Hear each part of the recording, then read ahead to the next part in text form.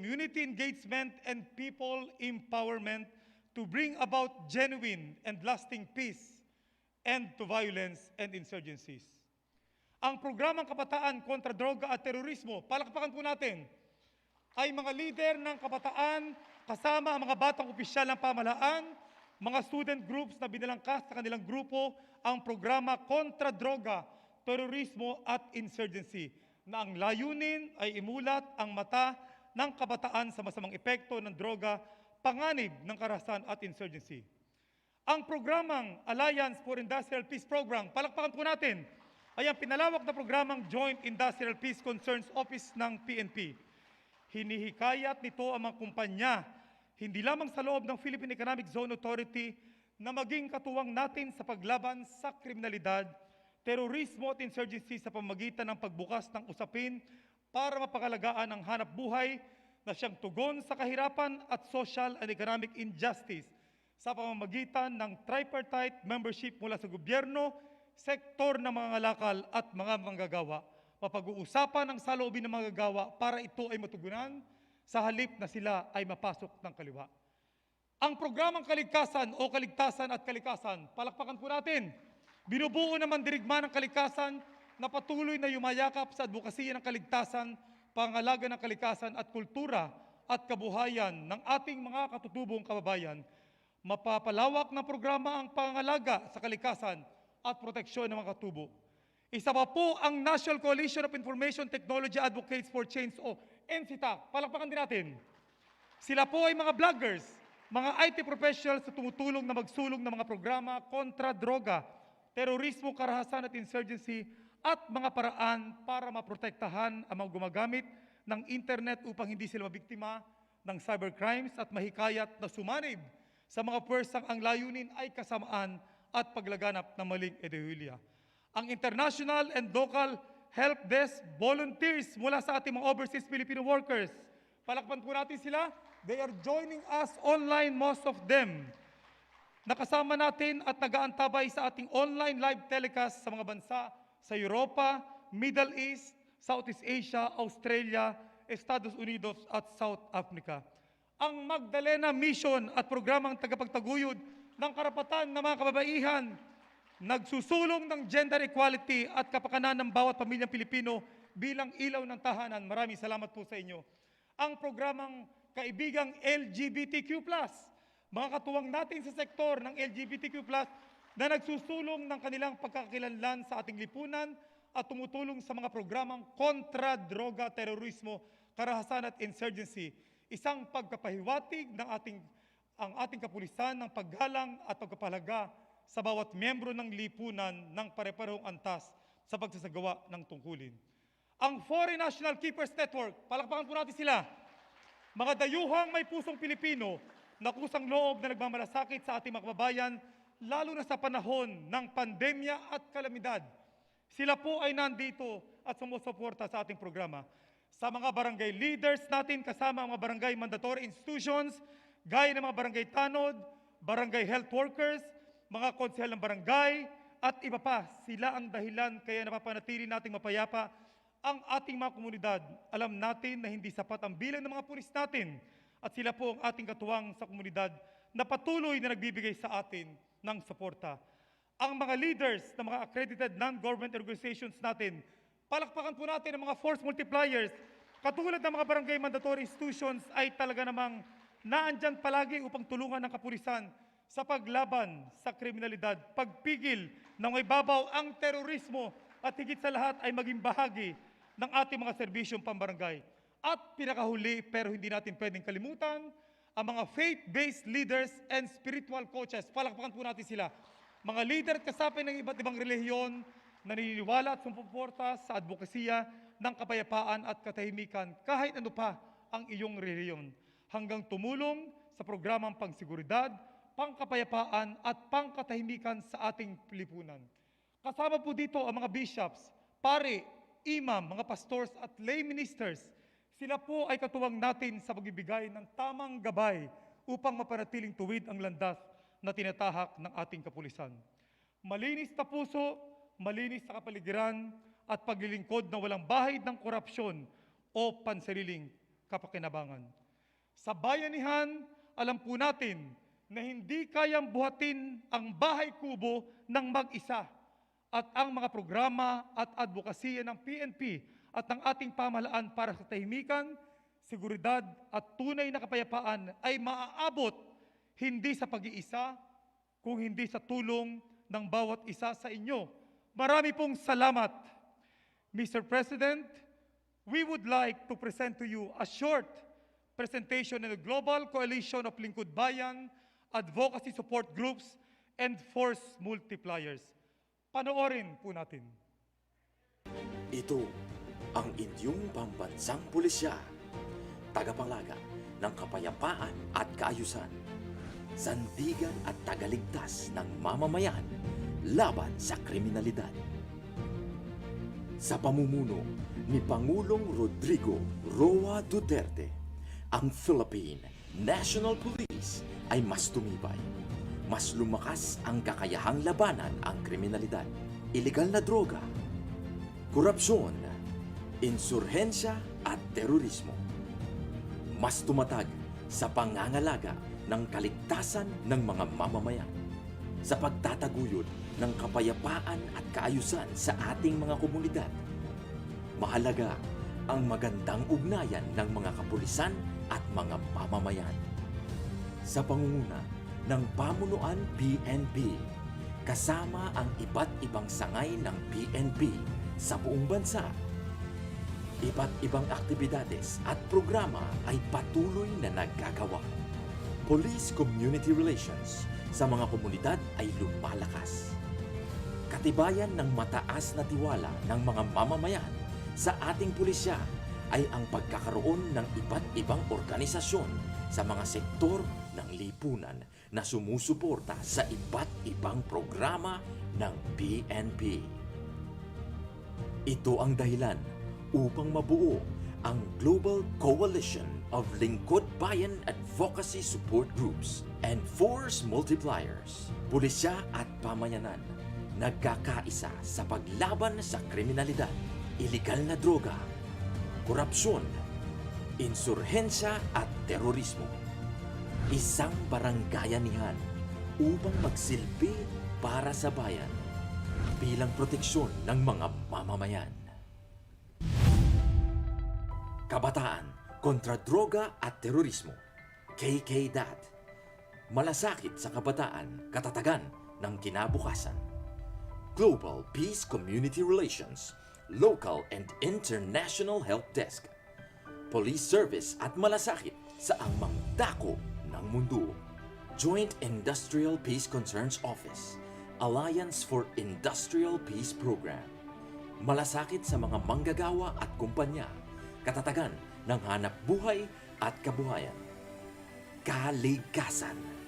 Kaligtasan natin ay nakasalalay sa sama-samang malasakit sa kalikasan.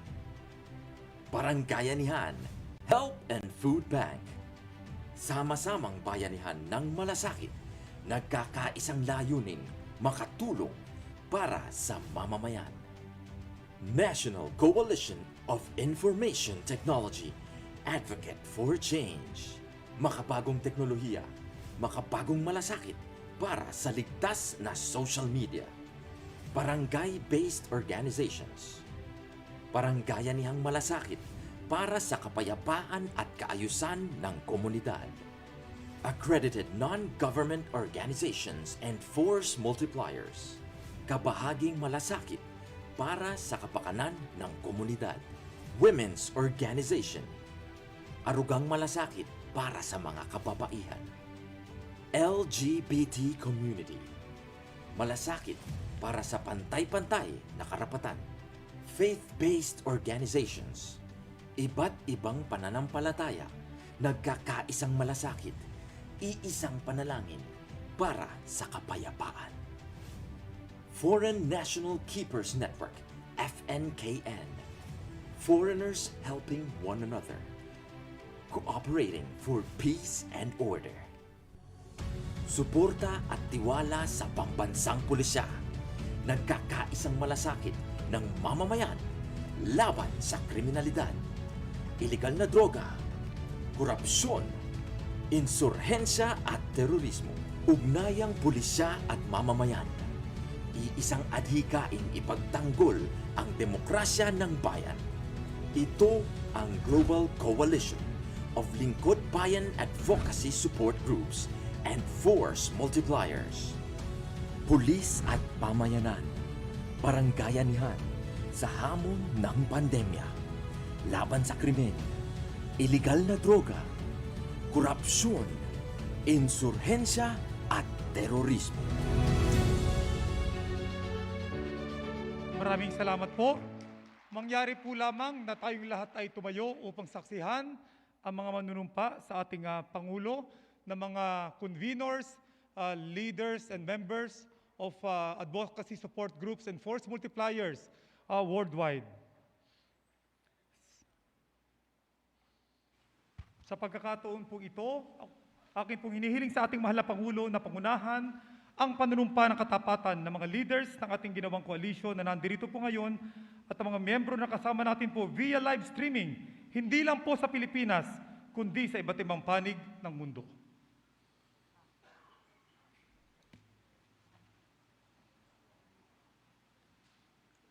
This is your oath of office. Raise your right hands and repeat after me. I state your name. Having been appointed as state your position. Do hereby solemnly swear that I will well and faithfully and conscientiously discharge the duties of my present position, preserve and defend the Constitution and bylaws of the organization, and carry out to the best of my ability its lofty purposes, objectives, and promote and enhance its interests. And I hereby impose this obligation upon myself voluntarily, without mental reservation or purpose of evasion. So help me God. Congratulations. Thank you, President Rodrigo Roa Duterte. Congratulations to the officers and members of the Global Coalition of Lingkod Bayan Advocacy Support Groups and Force Multipliers. A round of applause. At this point, may we call the DALG Secretary, Eduardo Anio, to introduce our guest of honor. Mga minamahal kong kababayan, ang Pangulo ng Republika ng Pilipinas, Mayor Rodrigo Roa Duterte.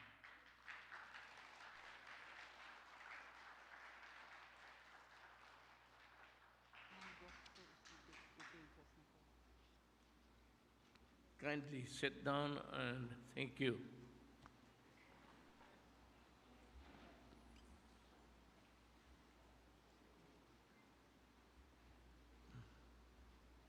Interior and Local Government Secretary Eduardo Anio, PNP Chief Police General Guillermo Eleazar, Senator Bongo, Labor and Employment Secretary Silvestre Bello, what be about?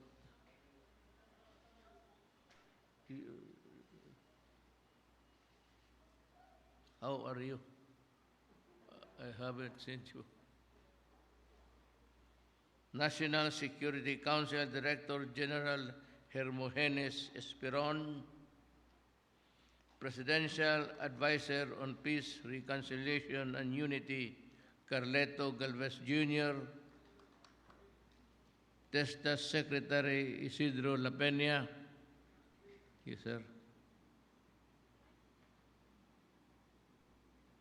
Presidential Anti-Corruption Commission, Grego Belica.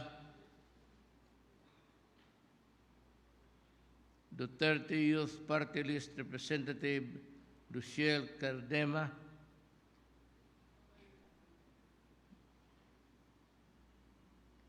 AFP Chief of Staff General Cirilito Subihana, Yes, sir. Bulacan Governor Daniel Fernando.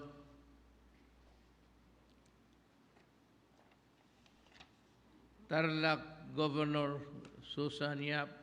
Hi, ma'am. Maayong hapon. Police General Director Rodel Sermonia. Officers and enlisted personnel of the Philippine National Police, fellow workers in government, my countrymen. This is a speech prepared by the protocol people. It's only 3 pages. But I would like to relate to you the experience we had in Davao, how we got rid of the communists. It was about the time when, after Cory Aquino assumed power during the EDSA Revolution, I saw almost a combustion of people rising against the communist insurgents. Wala silang armas. They didn't have the arms, but apparently their leaders had. And without any definite direction, they just simply said, we are fed up with the Communist Party of the Philippines. You know, out of the 39 known as CHDF, known were assigned in Agdao district. 39 were assigned there in a different detachment. Do you know how many died? 38. Only one survived. But after that, there was almost a rebellion directed against the communists. And I don't know, by the grace of God, they were able to neutralize the insurgents in Davao City. I do not claim any credit there, but I was there, and I was then the appointed vice mayor. Kaya hindi ko maano itong insurgents. The fire itself must come from the belly of the people. Kung magsabi lang sana ang tao na ayaw na nila ang komunista at talagang totohanan nila, hindi sila matakot. You know, sabi nga ni Churchill, there is nothing to fear but fear itself. Without really knowing how many insurgents were in Davao who were armed, simply people just said that you are not welcome in the barangays anymore. We will kill you. And to our surprise, well, of course, there was this leader, an ex-police general, Kalida, and a host of Alasamasa leaders took over the communities and continue the drive against the communists. Nawala. It was almost just like a battle cry of, we do not like you anymore. So these insurgents must know that the people have long suffered the brutality of the NPAs. They collect taxes, the NPAs, everywhere and anywhere. Sigurado ako, cement factories in the far-flung areas of the country, Davao, lahat agricultural companies, nagbabayad sa kanila yan. You know, people must realize that the Communist Party of the Philippines has a broad taxation, and they collect taxes almost from the lowly farmer to the conglomerates, yung mga malalaking negosyo. And we estimate, intelligence community, that they are earning, the Politburo is earning billions of pesos, and yet their soldiers down on the ground are dying sometimes without eating a meal for 2 days. Yan ang hindi alam ng insurgents. Yan ang hindi alam ng sundalo ng komunista. Yan ang hindi alam ng mga civilian na ganun talaga ang palakad. While the Politburo's families and members and their children are all abroad enjoying the fat of the land from the Communist Party of the Philippines. Mga anak nila are studying in Europe, London. Some of them are traveling. The latest intelligence report was that a group of them went to Turkey upon the invitation of the government, I think, of Turkey, and some of them have opted to study there. Yan ang hindi alam ng pobreng kawal ng sundalo. And this must be brought to light para malaman nila ang totoo. Talagang malaman nila ang totoo. Para sa ganon, then they would realize kung sino, whom are they fighting for. That's the sad story of the Communist Party of the Philippines. They are now in dwindling because I'd like to congratulate the AFP, PNP for their drive. It's a dwindling ragtag bandits robbing there, killing there for money or for whatever, without any direction or any ideology at all.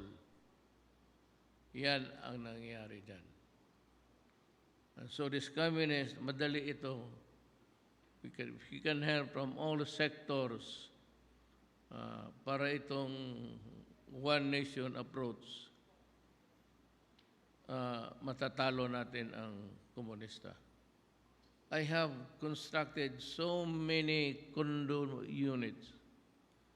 As a matter of fact, you remember the condo units that I built for you in saan yung ninakaw ng mga kadamay? Bulacan. Those were really intended for soldiers. When it was completed, kadamay, a leftist organization, not even a leftist, a communist organization, took over the building and invited their members to occupy the building. And so there was a raucous, and I knew that it was going to be violent because they were simply not there, squatters. And I said to the soldiers and the policemen, peace officers, bigay na lang ninyo. You know, we cannot get it by force because it would result in a violence. Apparently, the members of this organization are lulled into believing that it is the duty of government to build houses for them in that particular place.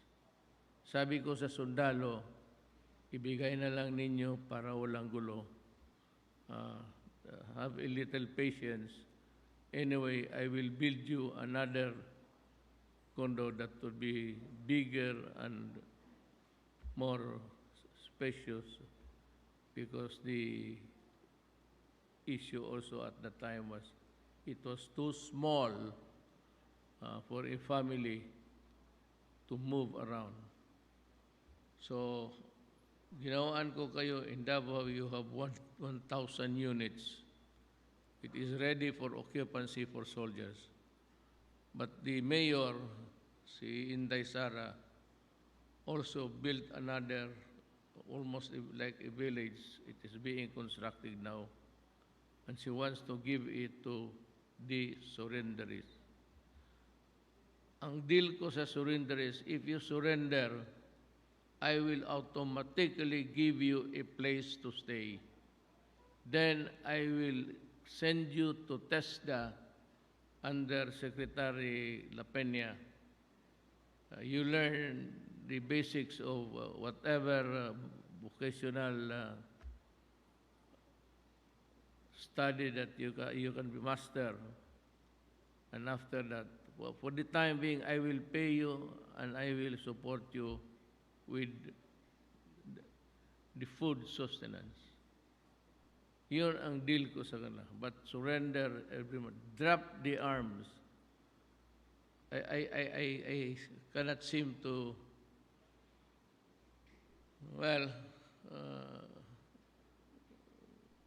surrender without an arms is not good to me, because nothing changes the equation up in the mountains.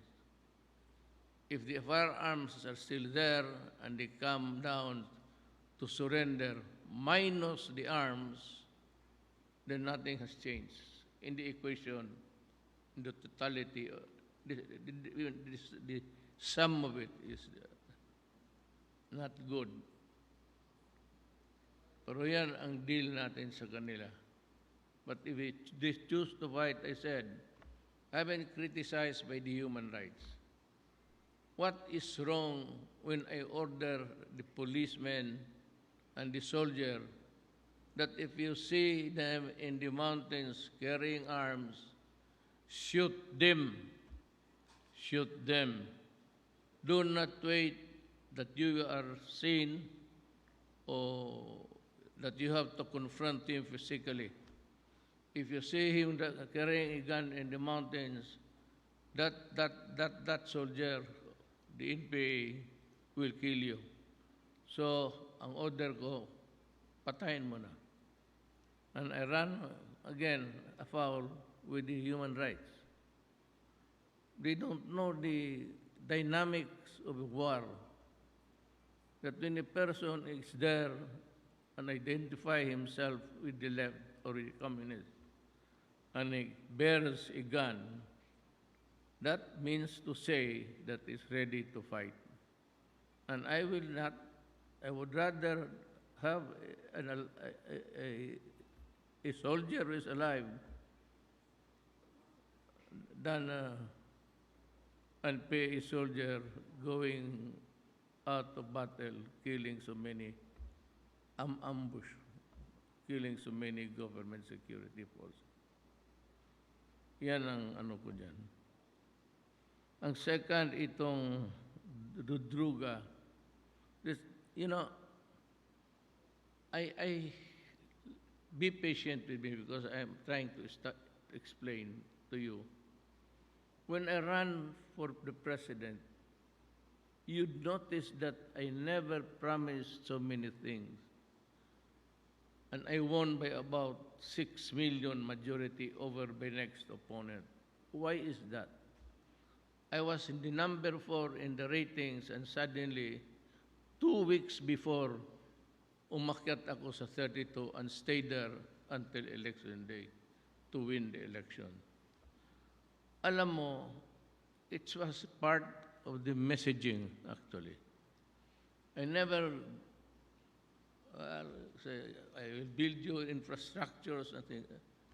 you need not really banner those things, because whether you like it or not, you have to repair the roads. There is an appropriation for money every year, and there is also money for new roads. You need not really crow about these things, because it's there. It must be done with or without your promise. What I promise to the people is, one is that I will go after criminality, carjacking, hold-ups with robbery, hold-ups with homicide, hold-ups coupled with rape. And those are the things that, well, in Davao, they say that I killed them. I neither confirm nor affirm that those things, because those are really kasali na sa away. It was a war on drugs, and it was a war against criminality. And you do not go there out naked without any something to protect you or to kill your enemy. Yung drugs na yan. Now, you'd be surprised. Today, every night, I have a briefer. Yung lahat ba ng pangalan mong napapabilis? Sa 888? It's 888 is the hotline. Anytime that you want to call me, just call 888 and tell me I'd like to talk to the mayor. You give your name. Yan ang hotline. But the PT before, every day we publish the persons arrested for the last 24 hours. Makita mo dyan, almost 1,000 a day of arrested people connected with drugs. And the drugs has continued to be imported, getting inside into our communities and continue to plunder the lives of people and whatever income. You know, remember a family, if the father, mother, 3 daughters or three sons and daughters, pag itong breadwinner ng family, babagsak ito sa droga, the entire family becomes dysfunctional. And there will be quarrels, there will be turmoil in the family. So, invariably, the wife would get out to seek for another environment or a home.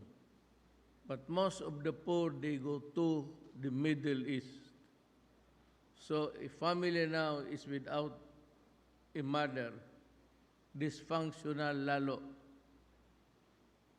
And you know what is painful to me is this. These women, the Filipino woman would go to the Middle East to work there as slaves.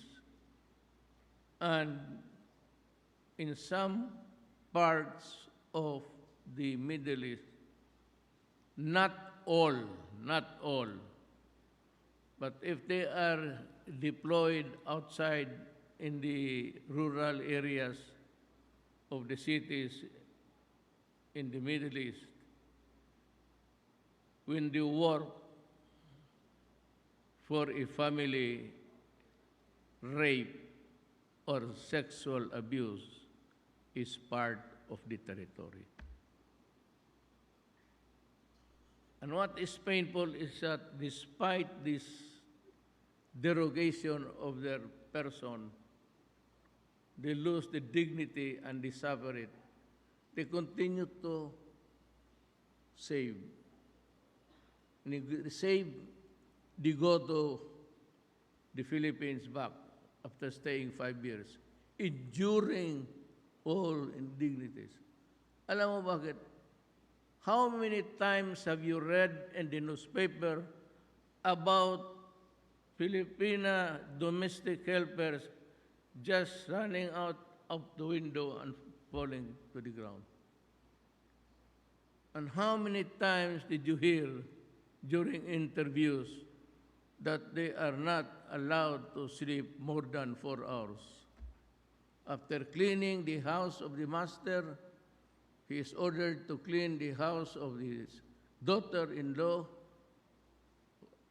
the son's wife, and then you have to also, on the extra side, clean the house of the sister or brother.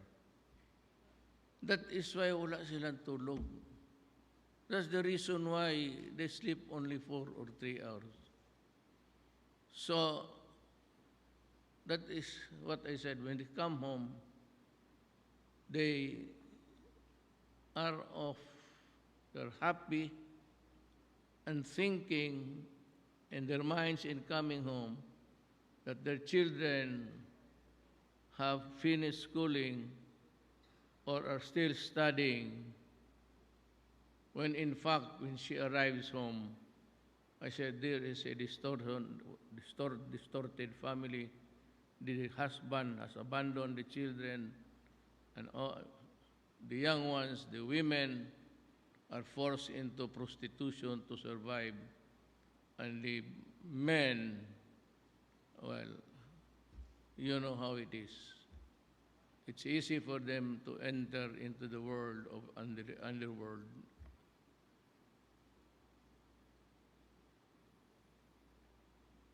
They become criminals. And you multiply that, because there are thousands, there are 2 million of them. You multiply that into families that are really rendered inutil.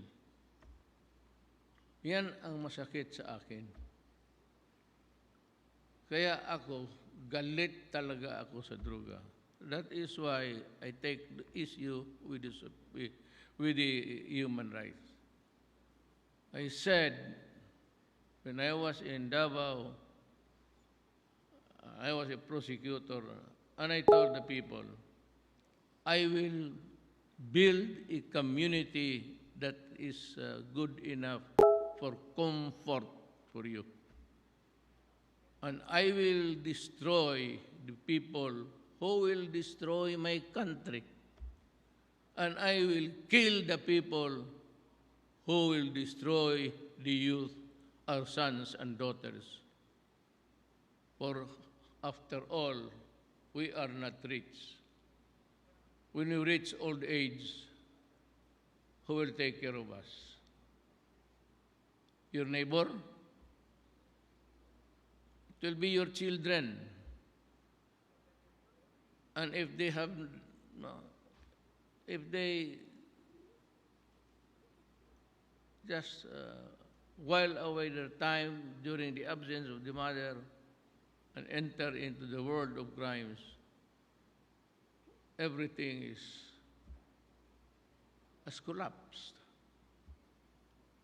The wife and they separate, and there are so many dysfunctional families similar to what I'm saying now. That is what I said. Destroy my country, I will kill you. You destroy the youth of the land, I will kill you. So what's wrong with that? What law, what divine law or divine right will prevent me from saying, butang ina mo, papatayin kita?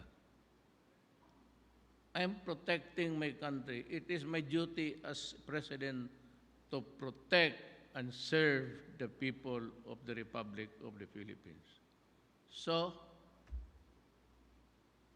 in obedience to that mandate, that is how I interpret it. Do not, if you want, do not. But every day, you see in the PTV, thousands are arrested every day. And the shabu or marijuana that are seized or seizures made on that day, kasi the report comes to me late at night. There are shabus, and they continue to number in billions until now. And the human rights are not even worried about how many children would still be destroyed and homes are, I said, rendered dysfunctional. This is the one-side story of people said 7,000 killed. Well, that was 5 years I started to declare war. But the other side is, how many policemen and soldiers did they lose? Plenty. Kaya niya sabihin na hindi lumalaban. That is why mainit talaga ako sa droga. Mainit ako sa droga. Nasabi ko, kung kaibigan kita, magkasala ka, huwag droga kasi pag droga, talagang papatayin kita. Baski kaibigan kita. Crime, corruption, I only promise I will take care of criminality, drugs, corruption. And I will try to build an infrastructure in the city that those only that we can afford. Nandiyan naman lahat. Nakita naman. I have complied actually. The drug problem is a never-ending one. But if you want to see how it can destroy a country, just look at Mexico, Sinaloa. They are the ones who dictate who will run for governor in the local areas, who run for the mayor. It's narco-politics. Dito, how many mayors? How many mayors died who were into drugs? Alam ninyo. Because you were the ones ordered to arrest them. How many of them resisted arrest and died? Barangay captains. So it is a continuing one, and it is to our credit that there is an international and national coalition of Lingkod Bayan Advocacy support groups and multipliers. You know, as a civilian, you are not different from a peace officer. When a crime is committed in your presence, in your presence, and you have the means to effect an arrest, do it and say that, you know, hey guy, you are doing an unlawful thing, and I'm going to make an arrest, a citizen's arrest, and bring you to this station. And that is the same rule for the police. Ang mistaken notion kasi ganito. When there is a criminal and there is the police or a citizen, especially if you have the arm, you can always challenge him.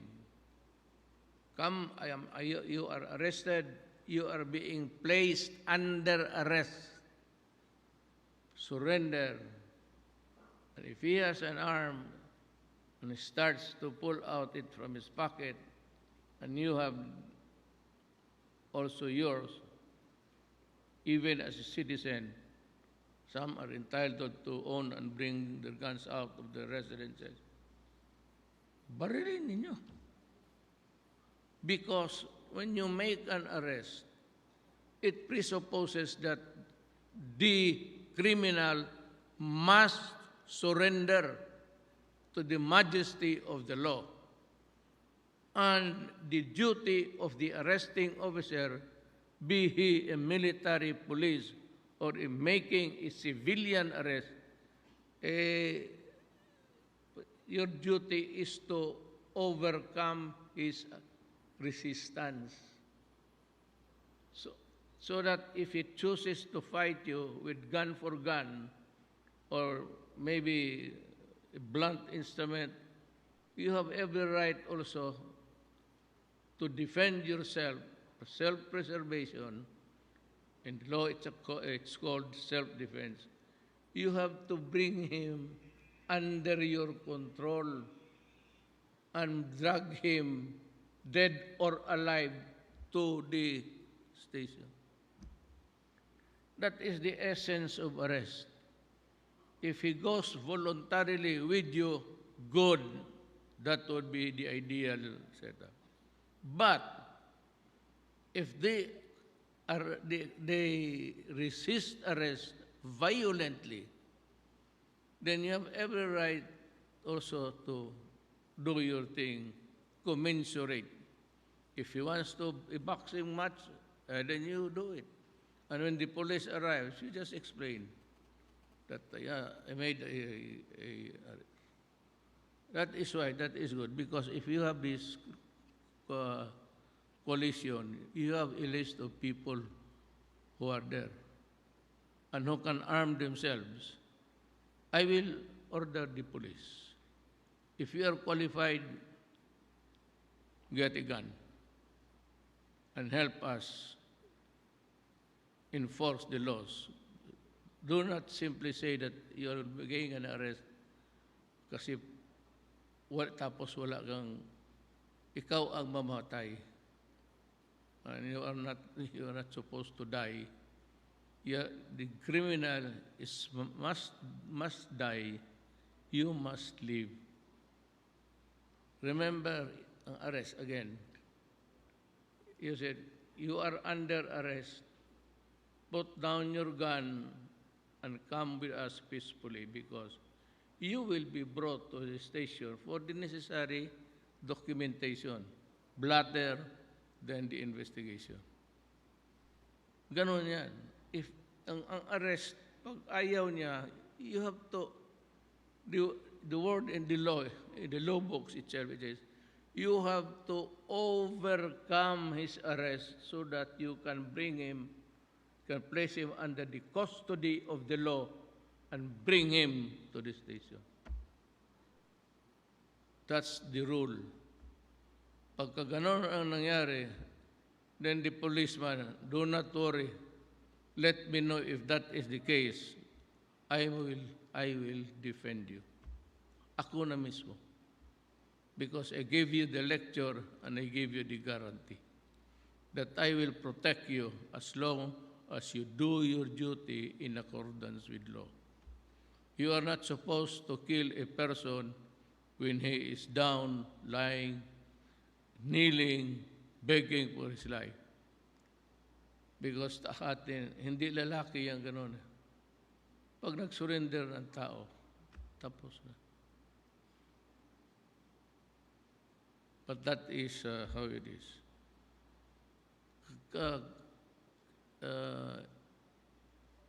Corruption, any office.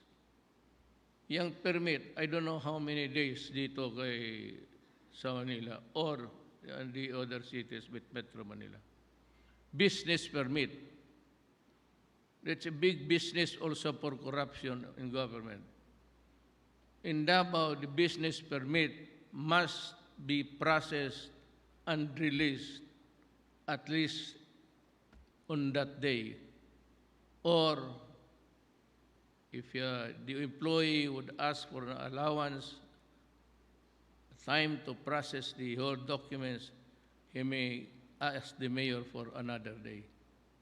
But if you sit on the documents or application or whatever, and you are there hanging onto the papers for more than 3 days, 5 days, it means that you are holding it on because you want to ask something. That is corruption. So, in any census, any regulatory requirement, pag magpunta ka ng pirma, ayaw mo pirma o matagal, sabihin mo sa akin, 888, name the director or whatever, a secretary. You name him and tell us the story in 5 sentences. Your application has not been acted despite you have paid all your dues. Because I will call that, and if you want, I will call that officer of the government, and I will call you and meet you together. And if you feel like slapping the idiot, slap him twice or thrice. Ganon yan eh. Ganon ako. Ganon ang ginagawa ko. Pinapasampal ko. Putang ina niya. So that is the corruption. If it's a big one, you know, itong sa Manila Manila Bay na reclamation, thousands have applied. But because of the corruption that I have heard early last year, there's no more processing of papers for hininto ko. And it has cost the big companies lots of money, lost for the project, delayed projects. But that's what I said. I told you, do not give money to the people in government. If I know that you have given him even a single centavo, I will throw your application to the waste basket. And I have done that, and I'm doing it every day. Para talaga magtino ito. And I have fired so many people. I do not, sometimes I read their names. But in the customs, I have fired 73. Sa immigration, yung wearing the black, when an incoming passengers, especially foreigner, could face your, ayan, corruption ng ano, yung, sabi nila yung candy, yung pastillas. Those involved in the pastillas, 43 of them. Ang sakit doon, even those who are retirable, I dismiss them. And I'm still continuing this. You just listen talk to the people every day, every Monday, and you would see and hear that I have this program, Talk to the People, and I have read the people that I have fired from the government. Ganon lang po, as simple as that. Others, kaya na ninyo. Ang hindi lang ninyo kaya ito. But I said, if you want to participate in the prosecution of the crime, you can have a gun, and if you are qualified, I will ask the police to give you the license. But please try to observe the law. If you want, you invite me once again when you are ready, and I will lecture to you the law on arrest, search, and seizure. As a policeman, yan lang ang ano. I was teaching criminal law, criminal procedure, criminal evidence during my prosecution days. And I have reduced it into a matrix graphic form. And if you'll just listen 1 hour, that will all be the things that you'd want to do. Makinig lang kayong mabuti. From the time of arrest, then delivery to the persons, proper judicial authorities, Tapos dito, how many hours? Then you go to the return of warrant, how to accomplish it. Kung makinig lang kayo niyan, in 1 hour, if you have a gathering, and I will have a day in the year that this is the year that, it's my last year, I can be with you and tell you all about the law. So, hindi ko nabasahin itong speech ko. This was made by the people in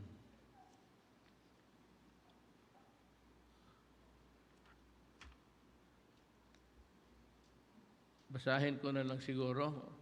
Kaawa naman.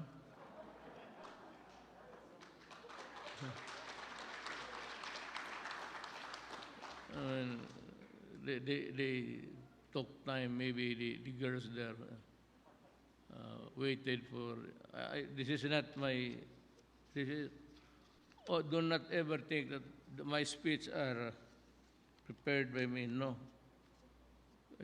They just, then they gave it to me in the morning.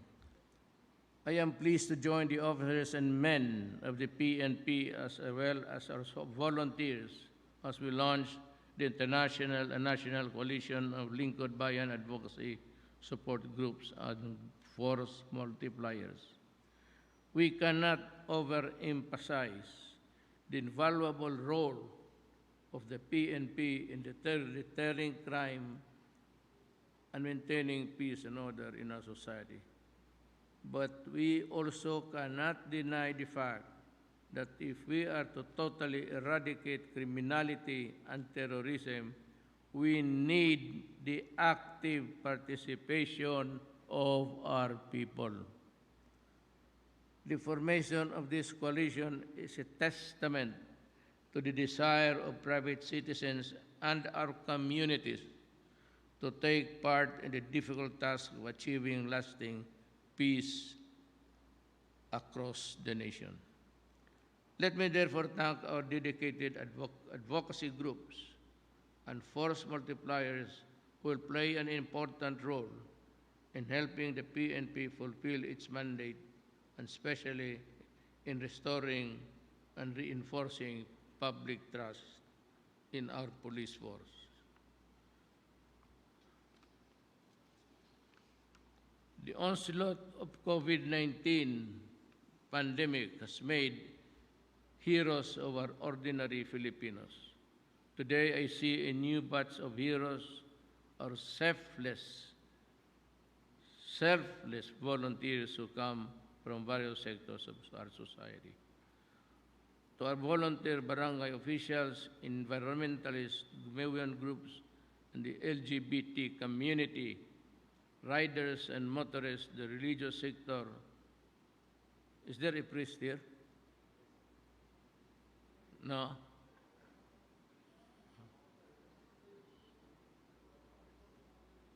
Peace, but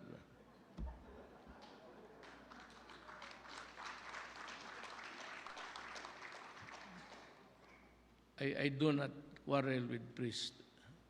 I criticize the church, the Roman Catholic Church, not the individual priests or the lay workers who work for God.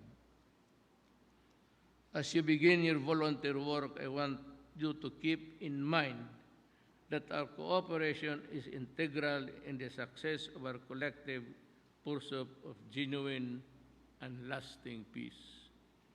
I therefore trust that your partnership with the PNP will remain strong in the years ahead. We all have a part in building a better nation. I am pleased to know that you have heeded the call to serve and improve the quality of life of our people. As we overcome this pandemic, may we be more united in ushering a brighter and safer future for every Filipino. Keep safe at mabuhay kayong lahat.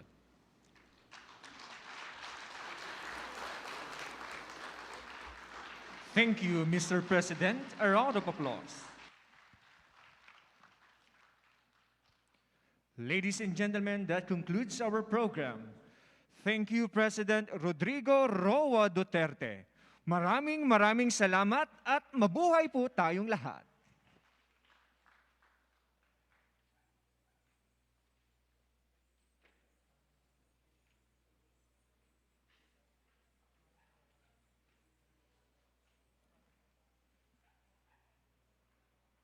We request everyone to remain seated. Sir and ma'am, please be seated.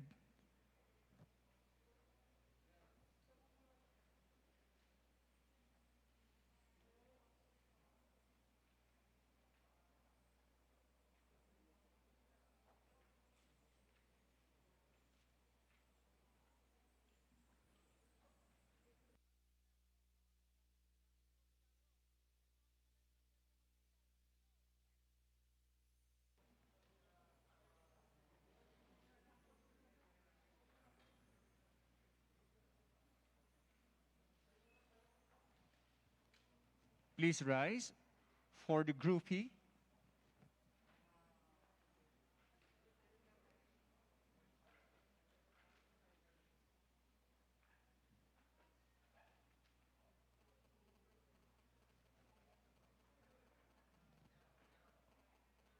One, two, three.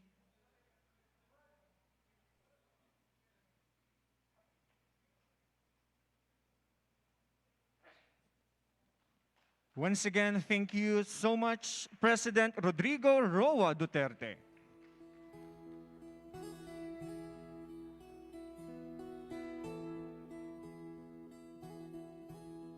Ikaw ang Pangulo para sa pagbabago. Sawa na